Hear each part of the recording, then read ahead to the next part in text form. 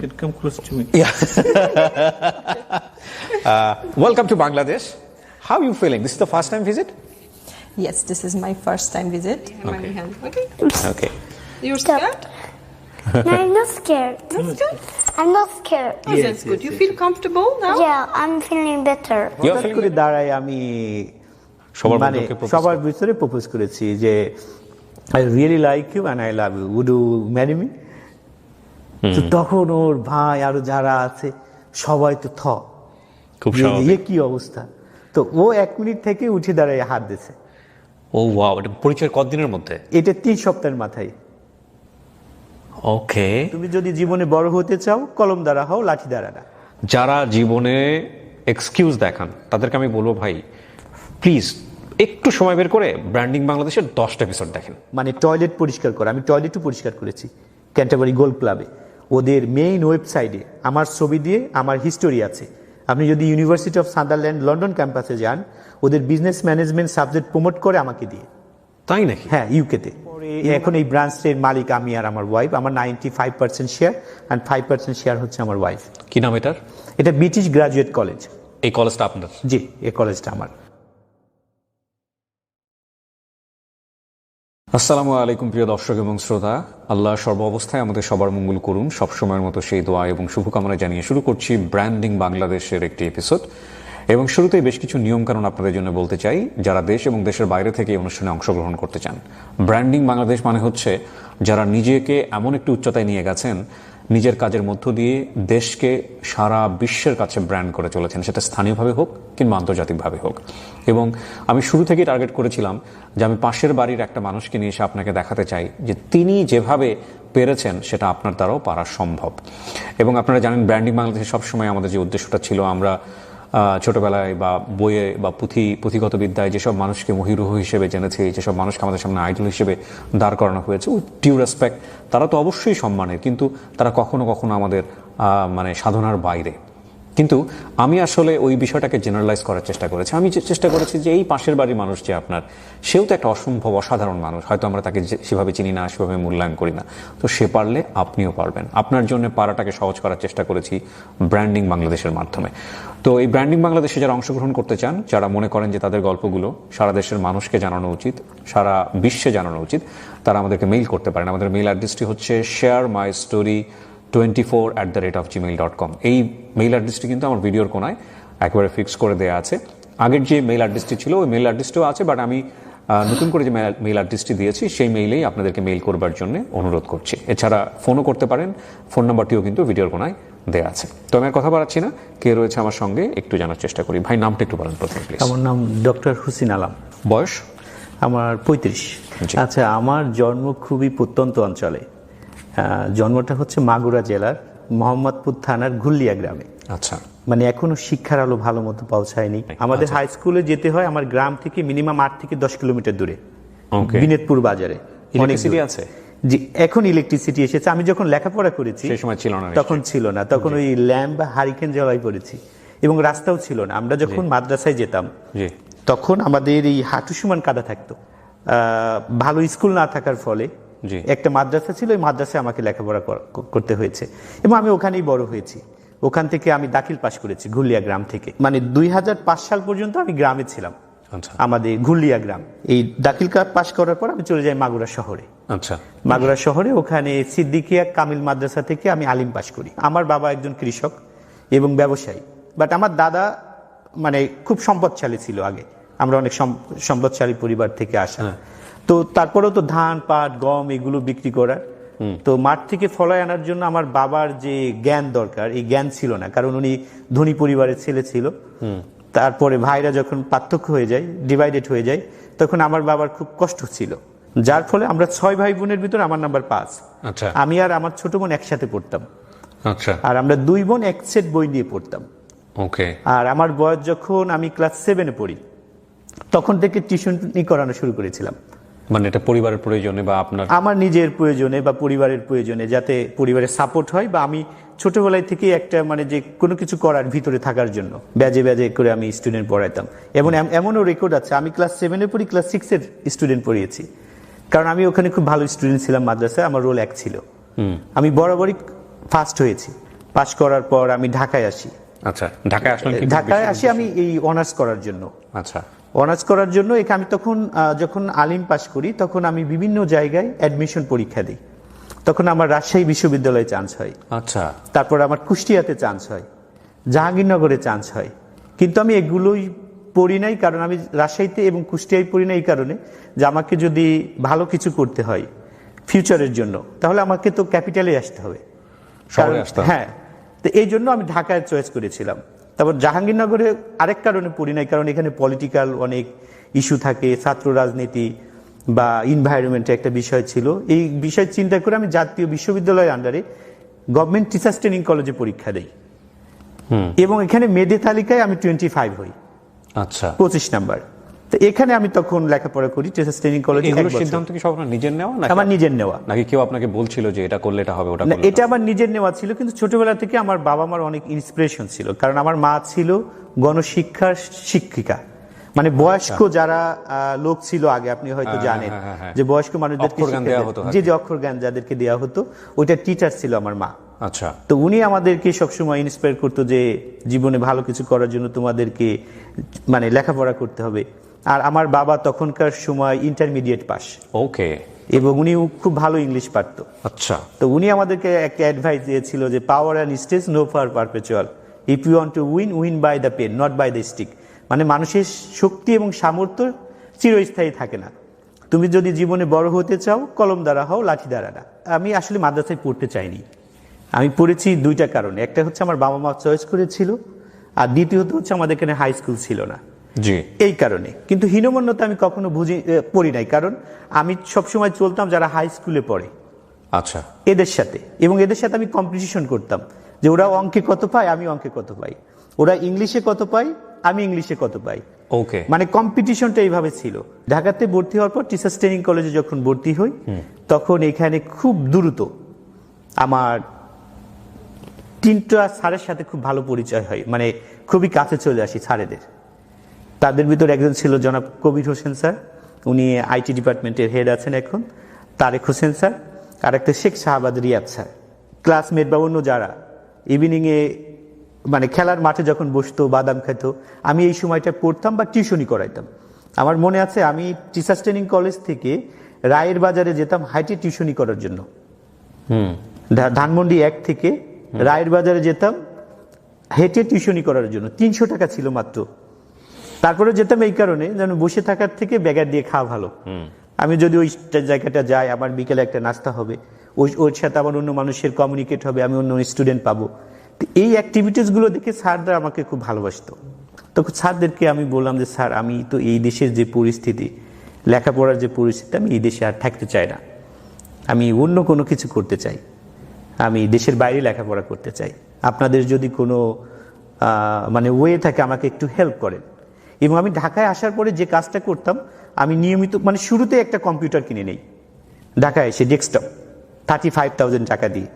তো আমাদের পুরো হলে সম্ভবত আমারই একটা পিসি ছিল, অন্য অন্য মানুষগুলো নিচে আসতো, আমি হলে থাকতাম 127 নাম্বার রুমে, গেস্ট রুমের সাথেই। তো এসে আমি বিভিন্নগুলো ব্রাউজ করতাম, বিভিন্ন দেশের লেখাপড়া কেমন, ওই দেশের এডুকেশন সিস্টেম কেমন, ইউনিভার্সিটি টিউশন ফি কেমন, এবং ঢাকায় বিভিন্ন যে এক্সপোগুলো হতো, বিভিন্ন যে কনসালটেন্সি ফার্মগুলো আছে, এই এক্সপোগুলোতে আমি যাওয়া শুরু করলাম নিজে নিজে। যেমন এই গল্পের এই বিষয়গুলো আজকে যারা স্টুডেন্ট, বিশেষ করে মাদ্রাসার স্টুডেন্ট যারা, একটু ভালো করে খেয়াল করেন। হ্যাঁ, যেই ছেলেটা ফার্স্ট হলো ক্লাসে, ও যদি ফার্স্টের মর্মটা না বুঝে তাহলে ও জীবনেও নেক্সট টাইম টপার হতে পারবে না। আর যে ফেল করলো আজকে, ও যদি ফেইলের মানে কষ্টটা না বুঝে তাহলে ও জীবনে কোনোদিন পাস করতে পারবে না। এটা হচ্ছে সবচেয়ে ইম্পর্টেন্ট, মানে রিয়েলাইজেশনটা। উনি এগুলো কেন করছে সেটার পিছনে নিশ্চয়ই একটা উদ্দেশ্য ছিল। এবং স্টুডেন্ট লাইফের সবচেয়ে ইম্পর্টেন্ট বিষয় হচ্ছে যে তাকে এই জায়গাটায় টিউন করে দেওয়া, যে তুমি যেই পড়াশোনা করো, তুমি যে এই যে জিনিসটা অ্যাচিভ করছো, এটার পরের ধাপটা কি, তুমি তোমার লাইফে এই স্প্যানটা কি হওয়া উচিত, তুমি আসলে কি স্বপ্ন দেখছো, এই স্বপ্নটা বুনে দেয়া তার মধ্যে, বাকি জিনিসগুলো অটো হয়ে যাবে।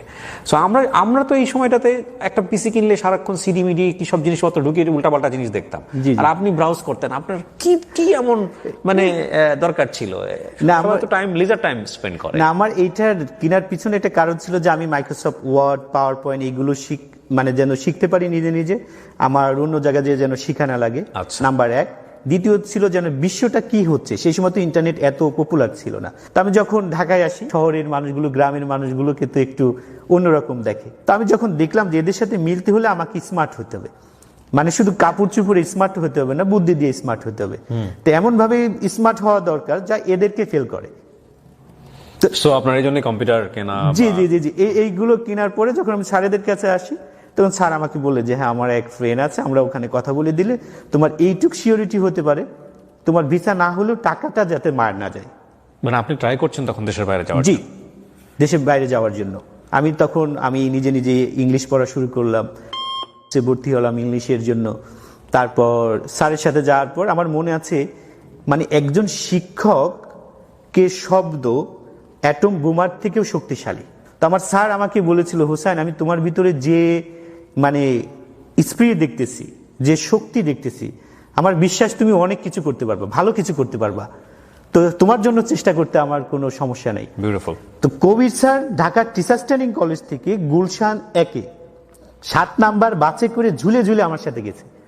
আমি স্যারকে বলছি, স্যার চলেন আমরা ইসে যাই, সিএনজি নিয়ে যাই। স্যার বলে যে না না, তোমার টাকা খরচ হবে। 7 নাম্বার বাসে ঝুলে ঝুলে ওই অফিসে এসে আমার জন্য ভিসার মানে স্টুডেন্ট ভিসার প্রসেসের জন্য কথা বলে অ্যাপ্লাই করে দিয়েছিলেন। এটা আমার জন্য বড় পাওয়া ছিল।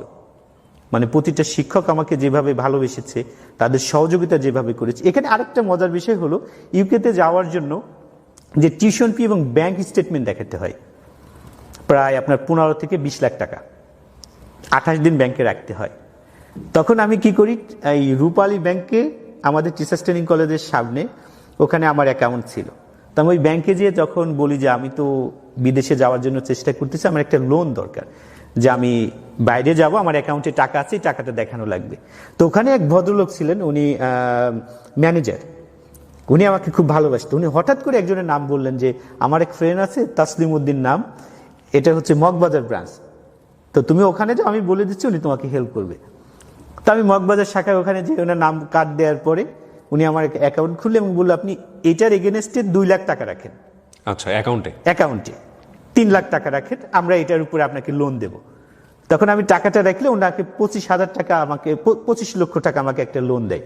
ওরে বাবা, আপনি অনেক লাকি বলতে গেলে। জি জি, আমি অনেক লাকি। উনি আমাকে 25 লক্ষ টাকা মানে টাকাটা আমার অ্যাকাউন্টে দেয়, আমি ওইটা ব্যাংক স্টেটমেন্ট নিই। আচ্ছা, নিয়ে আমি তখন এম্বাসিতে ফাইল জমা দিই। কত সালে এটা? এটা 2010 সালে। আচ্ছা, তখন আপনি কোন ইয়ারে পড়ছেন? তখন আমি সেকেন্ড ইয়ার মাত্র শেষ করেছি। সাবজেক্ট ছিল B Ed honours. B Ed honours, teachers training কলেজে বিএড অনার্স। সো আপনি ইউকে থেকে আগে থেকেই কলেজ সিলেক্ট করেছিলেন নাকি আলটিমেটলি? না, প্রথমে আমি একটা কলেজ সিলেক্ট করেছিলাম, এটা ওয়ানব্রো কলেজ। ওখানে যাওয়ার পরে আমি দেখি যে এটা ছোট একটা কলেজ, তত বড় কলেজ না। এবং এটা নিশ্চয়ই আপনার স্কলারশিপ ছিল না? না, স্কলারশিপ ছিল না। তাহলে ওখানে গিয়ে টিউশন ফি আপনি কিভাবে দিবেন, কি করবেন, এগুলো চিন্তা ভাবনা কি ছিল মাথায়? এইটা টিউশন ফি দেওয়ার চিন্তা এইটা ছিল যে আমি 1 বছরের টিউশন ফি পে করে যাচ্ছি। কারণ তখন একটা রুল ছিল 1 বছরের টিউশন ফি পে করতে হবে, অ্যাডভান্স পে করে যেতে হবে। তো এই টাকাটা আমার কাছে ছিল, কারণ আমি ছোটবেলা থেকে টিউশনি করাতাম। ওই টাকাগুলো জমাতাম এবং আমার ছোটখাটো একটা গ্রামে ব্যবসা করতাম, যেমন ধান, পাট, গম এগুলো কিনে রাখতাম। আচ্ছা, ছোটবেলা থেকে যখন এটা দাম বাড়তো তখন আবার বিক্রি করে দিতাম। আবার ঢাকায় এসে আমি একটা শেয়ার ব্যবসা করেছিলাম। শেয়ারের ব্যবসা? শেয়ার কিনেছিলাম। আচ্ছা, শেয়ার ব্যবসা বুঝতেন আপনি? আমি একটু বুঝতাম। তখন গ্রামীণ ফোনের একটা শেয়ার তখন বাজারে ছাড়ে 2010 সালে। তখন আমার ফ্রেন্ডদের মাধ্যমে, তো ওরাও ওই শেয়ারটা কেনে। তো আমাকে বলে, হোসেন তোমার যেহেতু টাকা আছে একটু, তুমি কিনে রাখো। তো ওদের সাথে আমি শেয়ার কিনি, 10টা বা 12টা শেয়ার কিনি। তো এই শেয়ারগুলো তখন বিক্রি হয় 56,000 টাকা করে, 56 বা 53 এমন 2 মাস পরে। ওরে বাবা, যখন দাম আসে তখন আমি এটা বিক্রি করে দিই, তখন আমার তো হিউজ টাকা হয়ে যায়। তখন এই টাকাটা দিয়ে আমি টিউশন ফি বা ওই ব্যাংকের যে টাকাটা রাখার এটাই করি। আর বাকি কিছু টাকা আমাকে সহযোগিতা করেছিলেন আমার স্যার, কবির স্যার। উনি বেঁচে আছেন? জি, উনি বেঁচে আছেন, ওনার সাথে এখন আমার যোগাযোগ আছে। মাশাআল্লাহ। জি, তারপরে কি হলো? গেলেন আপনি দেশের বাইরে? দেশের বাইরে আমি যখন যাওয়ার পরে এইটা ছিল আমার জীবনের সবচেয়ে কঠিনতম সময়। কেন? যেমন আমি যখন ইউকেতে যাই, আমার সাথে আমার আরেকটা ফ্রেন্ড ছিল, ও প্রায় 6 মাস আগে ইউকেতে যায়। তো আমি ওর সাথে যোগাযোগ করলাম যে আমি তো ওখানে যাচ্ছি, আমার থাকার জায়গা নাই, আমার পরিচিত কেউ নাই, তুমি আমাকে একটু থাকার জায়গা দিবে কিনা বা পিক আপ করবে কিনা। যাওয়ার পরে এয়ারপোর্ট থেকে, হিথ্রো এয়ারপোর্ট থেকে ওর বাসায় নিয়ে আসে। আমি 2 রাত ওর বাসায় থাকি। 3 রাতের মাথায় মর্নিংয়ে আমার কলেজ ছিল ক্যান্টারবারিতে, আর আমি তখন আছি লন্ডনে, সেন্ট্রাল লন্ডনে। তো আমাকে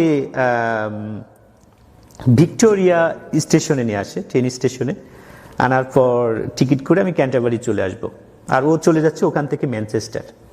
তো এই সময়টা ছিল এরকম যে ও ম্যানচেস্টার চলে যাচ্ছে, আর আমার ক্যান্টারবারি থেকে ব্যাক করার কোনো অপশন নাই, যে আমি এরপরে কোথায় যাব, কার কাছে যাব, এমন কোনো অপশন নাই।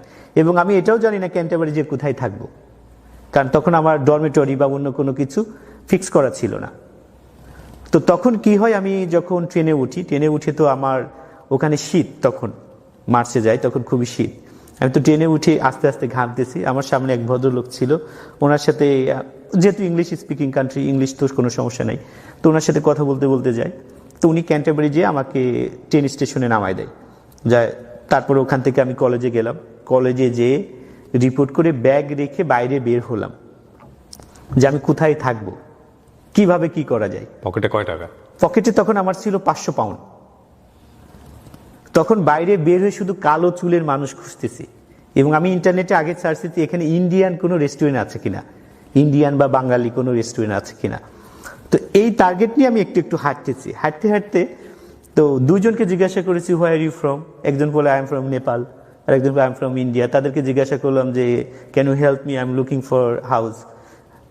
তো ওরা এইটি বলে বলে আমাদের কাছে কোনো সন্ধান নাই, কোনো কিছু নাই। মানে আল্লাহর অশেষ রহমতে আমি কালা চুলের আরেকজন মানুষ পেয়ে যাই। তাকে জিজ্ঞাসা করলাম যে হোয়ার ইউ ফ্রম, বলে আই এম ফ্রম বাংলাদেশ। তো আমি তো তখন মানে স্বর্গ হাতে হ্যাঁ, স্বর্গ হাতে পাওয়ার মতো। তো ওনার নাম ছিল রাজীব ভাই। তো ওনাকে বললাম যে ভাই আমি তো এখানে নতুন এসেছি এই ওয়ানব্রো কলেজে, তো আমার এখানে থাকার জায়গা নাই, আমি একটা থাকার জায়গা খুঁজতেছি, আপনি যদি আমাকে কোনোভাবে একটা ব্যবস্থা করে দেন আমার জন্য খুব উপকার হতো। উনি তখন আরেকজনকে কল করে, পরে ওখানে ওয়েস্টগেট একটা পার্ক আছে, ওখানে আমাকে নিয়ে গেল আরেক ভাইয়ের কাছে, ওনার নাম ছিল হুমায়ুন। ওনার কাছে যাওয়ার পর উনি তখন আরেকজনকে কল করে, ওখানে একটা ইন্ডিয়ান রেস্টুরেন্ট আছে বাঙালিদের, এটা হচ্ছে কাশ্মীর তান্দুরি, রাহুল ভাই নাম। তো ওনাদেরকে ফোন করার পর ওনারা বললো ঠিক আছে আমাদের রেস্টুরেন্টের উপরে থাকতে পারবে, এক রুমে 4 জন, ফ্লোরিং করে 1 মাসে আমার থাকা খাওয়া সহ তাদেরকে দিতে হবে 200 পাউন্ড। তো আমি রাজি হয়ে গেলাম, আমি বললাম ঠিক আছে আমি থাকবো। ব্যবস্থা একটা হলো, মানে মাথার গোজার ঠাঁই হলো। তো তারপর ওখান থেকে যখন ওই রেস্টুরেন্টের উপরে আসি, আসার পর থাকার পরে কথা, ওনাদের সাথে কথা বলার পর একদিন পরে আমাকে অফার দিল যে হ্যাঁ তুমি আমাদের রেস্টুরেন্টে কাজ করতে পারো, মানে কিচেন পটার হিসেবে। তো 2 সপ্তাহ থাকবে ট্রায়াল, 2 সপ্তাহ আমাকে থাকা খাওয়া ফ্রি দেবে, কোনো টাকা দেবে না। আচ্ছা, আমি এটাও রাজি হয়ে গেলাম। মানে কেন রাজি হলাম, যে আমি যদি এই সময়টা মানে পেমেন্ট দিয়ে থাকি তাহলে তো আমার পকেটে টাকা খরচ হচ্ছে, আমি যদি থাকা খাওয়া দিয়ে এইভাবে থাকি তাহলে একটা সাহায্য। জি, আমি তখনই মানে কিচেন পটার হিসেবে কাজে যাই। কিচেন পটারটা বুঝিয়ে বলেন। কিচেন পটারটা হচ্ছে থালা বাসন মাজা। একটা রেস্টুরেন্টে, এই রেস্টুরেন্টে এত বিজি ছিল, মানে এটা 1966 প্রতিষ্ঠিত এবং প্রথম বাংলাদেশিদের রেস্টুরেন্ট। আচ্ছা, খুবই পপুলার ওখানে, এবং এক সন্ধ্যায় বেচা কিনা হতো 7 থেকে 8 হাজার পাউন্ড। ওরে বাবা, প্রচুর বিজি। এবং একজন কিচেন পটার শুধু থালা বাসন ইটি ধোবে, সেটা ছিলাম আমি। জীবনের প্রথম যে এই কাজ, ভাই এত পরিশ্রম, মানে সকাল 10টা থেকে 2:30 পর্যন্ত সকালের শিফট, বিকাল 5টা থেকে রাত 12টা বা তারও বেশি। এই সময়টা এত প্লেট, বড় বড় পাতিল, এইগুলো পরিষ্কার করা, এত কষ্ট হয়েছে 2 সপ্তাহ। চোখের পানি, নাকের যে এইগুলো এক হয়ে গিয়েছে। আমি এত মানে জোরে জোরে করতেছি, তারপরেও বলে কুইক কুইক কুইক। মানে এত পরিমাণ শীতের ভিতর ঘামিয়ে হয়ে যাচ্ছে কান্না করতে করতে। প্রচুর কষ্ট করেছি এই 2 সপ্তাহ। 2 সপ্তাহ কষ্ট করার পরে এই আমার সময় ব্রেক থাকতো 2:30 থেকে 5টা। সারাদিন থালা বাসন দিতেন? জি, এই 2.5 ঘন্টা আমি ঘুমাইতাম না ঘুমাই বাইরে আবার বের হতাম বিভিন্ন রেস্টুরেন্টে, একটা ভালো কাজ পাই কিনা। তো ওখানে আরেকটা খুঁজতে খুঁজতে আরেকটা রেস্টুরেন্ট পাই, ইনশানরাজ। তো ওখানে যে কথা বলার পর ওরা আমার ইন্টারভিউ নেওয়ার পর কথাটা বলার পর ঠিক আছে আপনি ওয়েটার হিসেবে কাজ করতে পারেন। একটু ডেভেলপ হইলো আর কি। জি, আমি তো তখন মহা খুশি যে হয়ে যাচ্ছে। হ্যাঁ, তো তখন ওয়েটার হিসেবে ওরা আমাকে অফার করে এক সপ্তাহে আমাকে দেবে 120 পাউন্ড, অনেক। অনেক। এবং আমি যখন তখন আমি রাজি হয়ে যাই। তখন এই ভাইকে এসে বলে যে ভাই আমার একটা জব হয়েছে, আমি ওখানে যেতে চাই। তো এই রুহুল ভাই খুব ভালো মানুষ, ইনি আমার জীবনের একটা আশীর্বাদ হয়ে এসেছিলেন। তো পরে আমি ওই ইনশান রাজে যাই, ওখানে যে আমি 6 মাস কাজ করি ওয়েটার হিসেবে। এবং ডিউরিং দিস টাইম আমি আবার ড্রাইভিং শিখি। তখন ড্রাইভিংও হয়ে যায় এবং তখন আমার প্রতি মানে আল্লাহর একটা অশেষ রহমত আছে। মানে মনে হয় এই ফেরেশতাগুলো আমাকে আল্লাহ স্বয়ংভাবে হেল্প করেছে আমার জীবনটাকে। আমি ড্রাইভিংয়ে মানে থিওরি একবারে পাশ করি এবং প্র্যাকটিক্যালও একবারে পাশ করি, যেটা ইউকেতে থিওরি এবং প্র্যাকটিক্যাল পাশ করা অনেক কঠিন। এবং ইন দ্য মিন টাইমে কেন্ট ইউনিভার্সিটিতে আমার চাকরি হয়। কি চাকরি ছিল এটা? এটা ছিল হচ্ছে হসপিটালিটি অ্যাসিস্ট্যান্ট হিসেবে। ওই ইউনিভার্সিটিতে আপনি পড়ছেন? না, আমি আরেকটা ইউনিভার্সিটিতে পড়তাম, পাশাপাশি আরেকটা ইউনিভার্সিটি। আরেকটা ইউনিভার্সিটিতে, ওটা কেন্ট ইউনিভার্সিটি, খুব নাম করা ইউনিভার্সিটি, নাম্বার 10 ইউনিভার্সিটি। ওকে, সো আপনি পড়ছেন কোন সাবজেক্টে? তখন আমি পড়ছি বিজনেস ম্যানেজমেন্ট। ওকে, সো চাকরি হলো? জি, যে চাকরি হলো। তখন আমি ওখানে ওই হসপিটালিটি ম্যানেজমেন্ট হিসেবে চাকরি করলাম, আর এখানে ওয়েটার হিসেবে। আর বাকি যে সময়গুলো থাকতো রাতে দুটোই কাজ করতেন? জি, দুটোই কাজ করতাম। রাতে বসে বসে পড়তাম অনেক রাত বা সারা রাত। তারপর 6 মাস থেকে 8 মাস পরে আমি আবার কাশ্মীর তান্দুরিতে ফিরে আসি। এটা কি জিনিস? প্রথম যে রেস্টুরেন্টে আমি থালা বাসন মেজেছি, মানে কেন আসলেন ওখানে? এরা আমার তখন রাহুল ভাইয়ের সাথে আমার আবার ভালো সম্পর্ক হয়। এরা আমাকে ওয়েটার হিসেবে এবং অনেক বেতনে করে। তখন আমাকে বলে এক সপ্তাহে এরা আমাকে 300 পাউন্ড দেবে। কাশ্মীর তান্দুরি? কাশ্মীর তান্দুরি, আচ্ছা। আমাকে এক সপ্তাহে 300 পাউন্ড দেবে এবং আমি ফোন পিক আপ করবো এবং ডেলিভারি দেবো। এবং এই 8 মাসের মাথায় আমি আরেকটা কাজ করতাম সকালে। আপনার ইংলিশে প্রবলেম হতো না? মানে ওদের আমার প্রথম একটু সমস্যা হয়েছে ওদের অ্যাকসেন্ট বা এটি বুঝতে। তারপর 6-7 মাস পরের ভিতর সবকিছু ঠিক হয়ে গেছে, কারণ আমরা তো ওখানে কন্টিনিউয়াসলি ইংলিশ বলা লাগে। খেয়াল করেন, মাদ্রাসা ব্যাকগ্রাউন্ড কিন্তু যারা জীবনে এক্সকিউজ দেখান তাদেরকে আমি বলবো ভাই প্লিজ একটু সময় বের করে ব্র্যান্ডিং বাংলাদেশের 10টা এপিসোড দেখেন, আপনার নিজের মতো করে 10টা এপিসোড। স্টুডিও অফ ক্রিয়েটিভার্স লিমিটেড নামে ইউটিউব চ্যানেলে যাবেন, যে চ্যানেলটাতে আপনি দেখছেন, এখানকার 10টা এপিসোড দেখেন। দেখার পরেও যদি আপনার জীবনে কোনো ফেইলিওরের কারণে আপনার কাছে কোনো অজুহাত থাকে, তাহলে আমি বলবো যে something is very wrong with you, আর কিছু বলার নাই। বাট আমি ড্যাম শিওর যে আপনার জীবনে আর কোনো অজুহাত থাকবে না। জি বলেন। তারপর আমি ওখান থেকে সকালে আরেকটা ইসে কাজ করতাম, ক্যান্টারবারি গোল্ড ক্লাবে। এটা আমি প্রায় 8 মাস মতো করেছি, শুধু টিউশন ফি এবং পরিবারকে সাপোর্ট করার জন্য। কারণ আমার 1 বছরে খরচ ছিল। তখন আমি দেখলাম যে ওয়ানব্রো কলেজ থেকে আমি ইউনিভার্সিটিতে চলে যাই। ওয়ানব্রো কলেজে আমি পড়ি নাই। আচ্ছা। এখান থেকে আমি আরেকটা ইউনিভার্সিটিতে অ্যাডমিশন হই, এটা হচ্ছে ইউনিভার্সিটি অফ সান্দারল্যান্ড। আচ্ছা, তো আপনি অ্যাডমিশন ফি দিলেন 1 বছরের? যে ওইটা আমার মার যাই, আমি নতুন করে আবার এই ইউনিভার্সিটি অফ সান্দারল্যান্ডে অ্যাডমিশন নেই অনার্সে। তো আমি এখানে অনার্স পড়ি। অনার্স পড়ার সময় আমার টিউশন ফি ছিল তখন 13,000 পাউন্ড। তা আমি স্কলারশিপ পাই 4,000 পাউন্ড। টোটাল খরচ দিয়ে আমার 17 থেকে 18,000 পাউন্ড খরচ হতো প্রতি বছরে। এই টাকাটা জোগাড় করার জন্য আমার কিচেন পটার, তারপরে সকালে ক্লিনিং এর জব, মানে টয়লেট পরিষ্কার করা, আমি টয়লেটও পরিষ্কার করেছি ক্যান্টারবারি গোল্ড ক্লাবে। এবং যে ফ্লোর পরিষ্কার করা, ফ্লোর ক্লিনার, হ্যাঁ ফ্লোর ক্লিনার, মপ দেওয়া এবং বার রেডি করে দেওয়া, এই কাজগুলো আমি করেছি। এবং এমন হয়েছে আমি তখন কেন্ট ইউনিভার্সিটিতে জব করার ফলে ওই কেন্ট ইউনিভার্সিটির লাইব্রেরি খোলা থাকতো সারা রাত। তো আমি যখন আমার রেস্টুরেন্টের কাজ শেষ হতো, আমি আমার কাপড় চেঞ্জ করে লাইব্রেরিতে পড়তাম, কেন্ট ইউনিভার্সিটির লাইব্রেরিতে। এবং আমার মনে আছে রাতের পর রাত আমি কেন্ট ইউনিভার্সিটির লাইব্রেরিতে পড়তে পড়তে টেবিলের উপর ঘুমাইছি। 2 সপ্তাহ 3 সপ্তাহ এমন হয়েছে আমি কখনো বেডেও যাই নাই। এবং ওই রেস্টুরেন্টে যারা শেফ বা অন্য যারা ছিল, এরাও আমাকে এইভাবে বলেছে, কত বাঙালি দেখলাম এখানে এসে লেখাপড়া করতে চাই, তুমি কি লেখাপড়া করতে পারবা? শুধু শুধু টাকা নষ্ট করতেছো, তা না করে শুধু কাজ করো, টাকা ইনকাম করো, আর শেষে যাওয়া আবার হবে। তো আমার একটাই লক্ষ্য ছিল যে না, আমি লেখাপড়াটা শেষ করবো। আরেকটা হতো ক্যারিস্টার্স ইউনিভার্সিটি এবং কেন্ট ইউনিভার্সিটি গ্রাজুয়েশন শ্রীমত হতো হচ্ছে ক্যান্টারবারি ক্যাথিড্রালে। তো ওই স্টুডেন্টগুলো আমাদের রেস্টুরেন্টে খেতে আসতো, আমি ওদেরকে সার্ভ করতাম। তো ওদের যে গাউন, ওদের এইগুলো দেখে আমার ভিতরে খুব মানে আসতো যে আমি কবে এই জিনিসটা পরবো, এই গাউন কবে পরবো। এই জন্য আমি আরো বেশি হতাম। আর রুহুল ভাই আমাকে খুব হেল্প করতো। তখন ওনার আসে, আমি যখন বলতাম রুহুল ভাই আমার ক্লাস আছে, আমার আজকে একটু ছুটি লাগবে, আমাকে একটু ছুটি দেন, উনি ছুটি দিত। এবং ওনার কাছে আমি একবার ধার ছিলাম যে ভাই আমার 10,000 পাউন্ড লাগবে আমার নেক্সট ভিসার জন্য, ব্যাংকে রাখার জন্য, আপনি আমাকে হেল্প করেন। উনি 10,000 পাউন্ড আমার অ্যাকাউন্টে দিয়ে দেয় এবং আর এক 5,000, টোটাল 15,000 পাউন্ড, বাংলাদেশের প্রায় 17 থেকে 18 লক্ষ টাকা আমাকে দিয়ে দেয়। তো আমার এখানে আসার ক্ষেত্রে এই রুহুল ভাইয়েরও কিছুটা অবদান আছে, কারণ ওনার রেস্টুরেন্টে থাকা বা উনি এই যে দেখেন 17-18 লক্ষ টাকা আমার অ্যাকাউন্টে দিয়ে দিয়েছে, শুধু ওনার এখানে কাজ করি এইটার ভিত্তিতে। এবং আরেকটা ছিল সমস্ত কাস্টমার আমাকে খুব ভালোবাসতো, কারণ আমার কমিউনিকেশন স্কিল বা স্যার অন্য যে বিষয়গুলো এগুলো খুব ভালো ছিল। তো আমি যখন ইউনিভার্সিটি অফ সান্দারল্যান্ডে পড়ি তখন আমার রেজাল্ট বের হয়, তো তখন আমি ইভিনিংয়ে সার্ভ করতেছি আর কি রেস্টুরেন্টে ওয়েটার হিসেবে। তো হঠাৎ করে আমি জানি আজকে আমাদের রেজাল্ট বের হবে। আমি এই সমস্ত কিছু আপনি অনলাইনে চেক করতে পারবেন যে আপনার রেজাল্ট কবে বের হচ্ছে, কত মার্ক পেলেন এটা। তো আমি যখন আমার অ্যাকাউন্টে ঢুকে দেখি যে রেজাল্ট বের হয়েছে, আমি তখন এ গ্রেড পেয়ে যাই, মানে ফার্স্ট ক্লাস। তখন তো আমি রেস্টুরেন্টের ভিতর চিল্লাচ্ছি, yahoo I got it, eureka eureka eureka. মানে সবাই তখন অবাক হয়েছে, কি হলো, এটা পাগল হয়ে গেল নাকি, এটা ওয়েটার এমন। তখন মানে রুল ওয়ার অন্য যারা আছে, যে what happen, why you shouting, why you say eureka? I said I got the A, I got the result, that's I finished the bachelor, I get the A. তখন রেস্টুরেন্টে যারা ছিল সবাই উঠে হাত তালের সবাই এসে জড়ায় ধরছে যে congratulation, thank you, well done. মানে এইরকম একটা ছিল। তো এখানে জীবনের অনেক কষ্ট আমি এই অনার্স পড়ার সময় করেছি। এখন এই ইউনিভার্সিটি অফ সান্দারল্যান্ড ওরা ব্যান্ডিং করে বিজনেস ম্যানেজমেন্ট সাবজেক্টকে, আমার যে লেখাপড়া, আমার যে জীবন হিস্টোরি আছে, ওদের মেইন ওয়েবসাইটে আমার ছবি দিয়ে আমার হিস্টোরি আছে।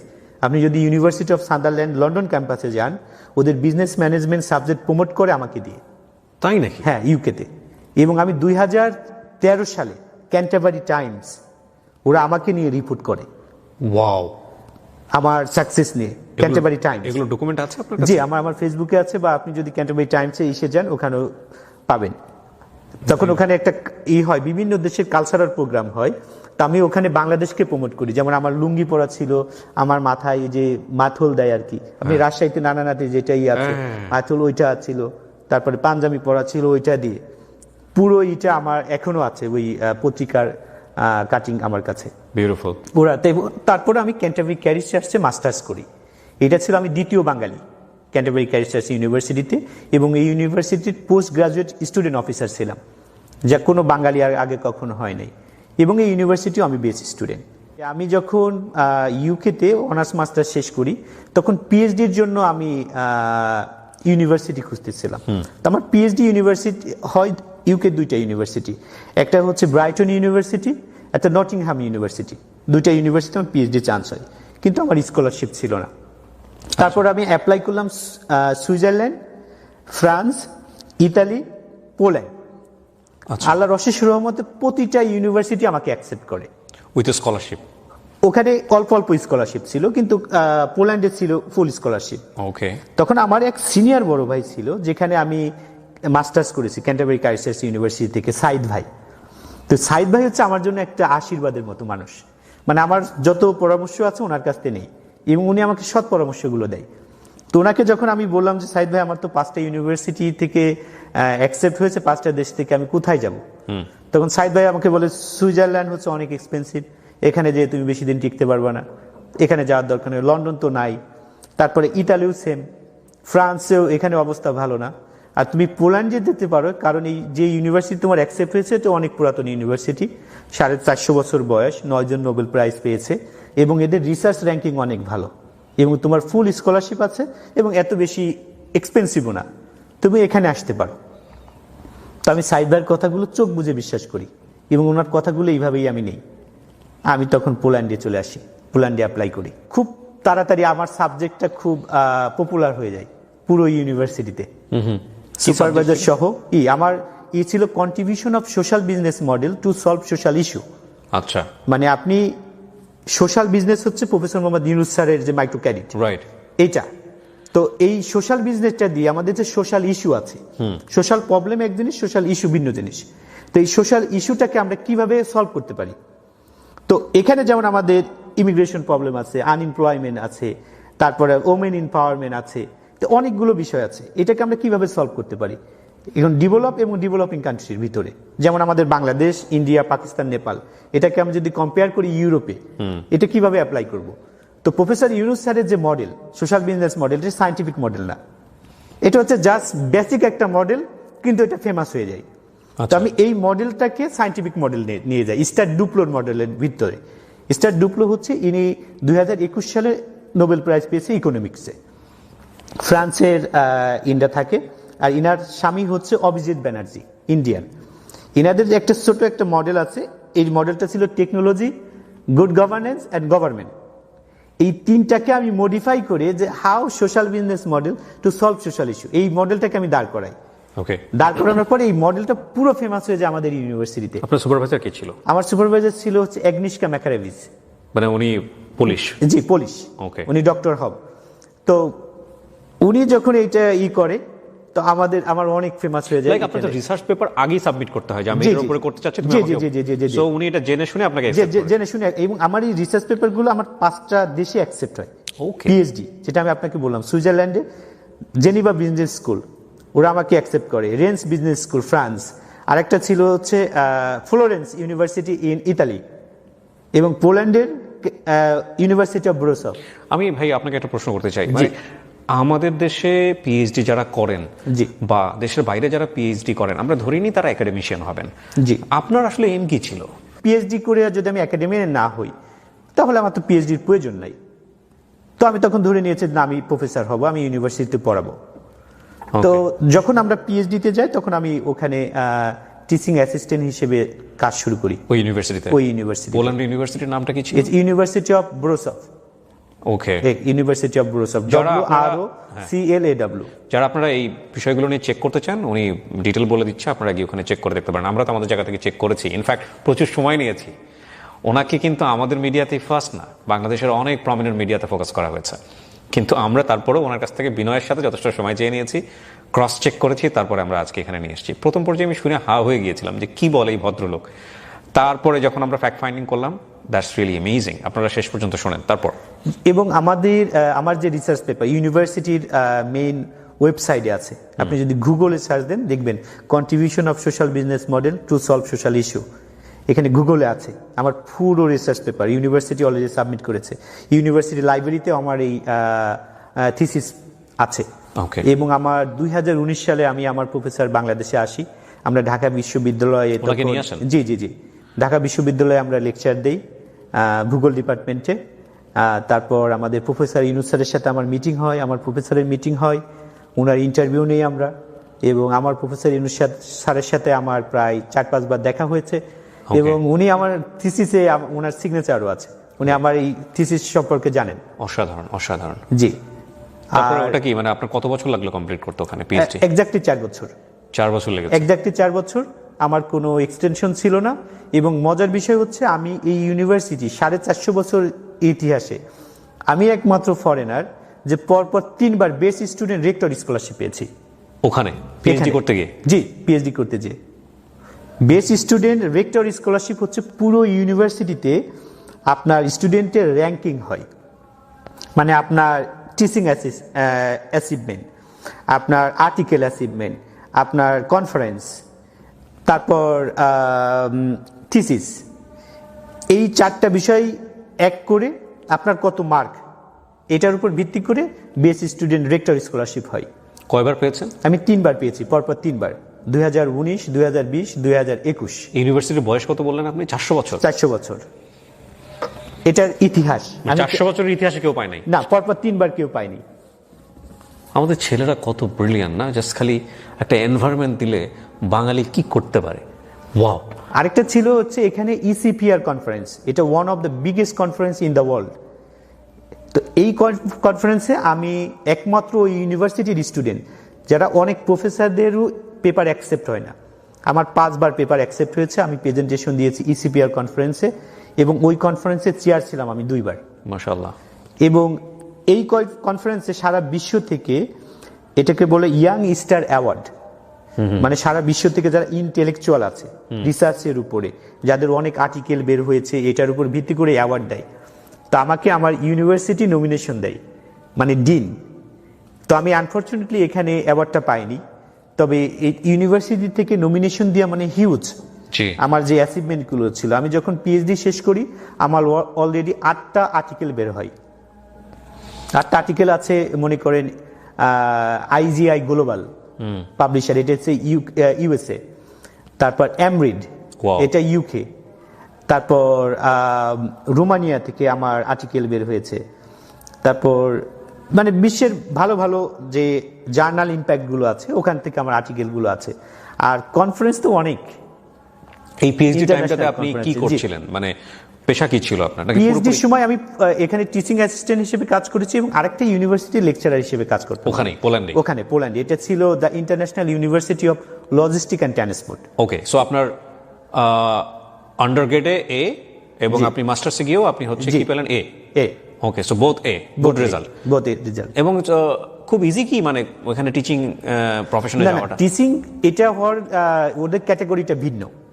যেমন আপনি যখন টিচিংয়ে অ্যাপ্লাই করবেন তখন ওরা আপনাকে দেখে আপনার রিসার্চ পেপার, আপনার কতগুলো আর্টিকেল বের হয়েছে, আপনি কোথা থেকে লেখাপড়া করেছেন, তারপর আপনার কনফারেন্সে আপনি কোথায় দিয়েছেন। এটা যখন আপনার সিভি দেখার পর ওরা আপনাকে যখন সিলেক্ট করে তখন ওরা আপনাকে ইনভাইট করে প্রেজেন্টেশনের জন্য। লাইক ওদের কি ভ্যাকেন্সি অ্যানাউন্সমেন্ট থাকে নাকি আপনি নিজে থেকে অ্যাপ্লাই না, করেন? vacancy ভ্যাকেন্সি announcement অ্যানাউন্সের থাকে। জি, এগেইনস্টে জি, আপনাকে অ্যাপ্লাই করতে হয়? জি জি জি, অনলাইনে। ওকে, তো আমি ওখানে অ্যাপ্লাই করার পর ওরা আমাকে সিলেক্ট করে, কারণ আমার সার্টিফিকেট ছিল ইউকের, আর ইউকে সার্টিফিকেটের অনেক ভ্যালু ইউরোপে। ওকে। ওরা খুবই সম্মান করে Okay. ইউকে এটা। আমি যখন ওখানে অ্যাপ্লাই করি লেকচারার হিসেবে, যখন ওরা আমাকে সিলেক্ট করে তো ওখানে সমস্ত প্রফেসরদের সামনে আপনাকে দিতে হবে, প্রেজেন্টেশন দিতে হবে। ওখানে রেক্টর, ভাইস রেক্টর, ডিন বা অন্যান্য যে প্রফেসর বা স্টুডেন্ট যারা থাকে ওখানে আপনাকে একটা প্রেজেন্টেশন দিতে হবে। ওই প্রেজেন্টেশনে আপনাকে ওরা চয়েস করবে আপনি you selected or not. Beautiful. তা আমি যখন ওখানে প্রেজেন্টেশন দিই সোশ্যাল বিজনেসের উপরে, এমন ভাবে তো সবাই তো এমন করতালি, সাথে সাথে ওরা রুলস ব্রেক করে বলছে we are taking you. Okay, beautiful. ওখানে অ্যানাউন্স দিয়ে দিচ্ছে we are taking you, we are going to sign the agreement with you. Okay, so আপনি ওখানে জয়েন করলেন? ওখানে জয়েন করি, ওখানে 2 বছর লেকচারার হিসেবে আমি চাকরি করি। কোন ইউনিভার্সিটি? এটা the international university of logistic and transport, পোল্যান্ডে? In Poland, Wroclaw, Poland. Okay, Wroclaw কি ওদের কোনো প্রভিন্স? জি জি, এটা হচ্ছে সিটি। আমি যে সিটিতে থাকি এটার নাম বলে রকলো, মানে ইংলিশে বলে রকলো আর পুলিশে বলে ব্রোসভ। ব্রোসভ, হ্যাঁ, এখানে। পরে আমি যখন লাস্ট ইয়ার পিএইচডিতে আসি তখন আমি জবটা ছেড়ে দিই, কারণ পিএইচডি অনেক চাপ ছিল। আর আমার এই থিসিসের প্র্যাকটিক্যাল কাজটা বোঝানোর জন্য, মানে সোশ্যাল ইস্যুটা কিভাবে আমরা সলভ করতে পারি এটা বোঝানোর জন্য আমি তখন ওখানে একটা বিজনেস দাঁড় করাই, একটা রেস্টুরেন্ট দাঁড় করাই নিজে, এবং আমার একজন শেয়ার হোল্ডার ছিল।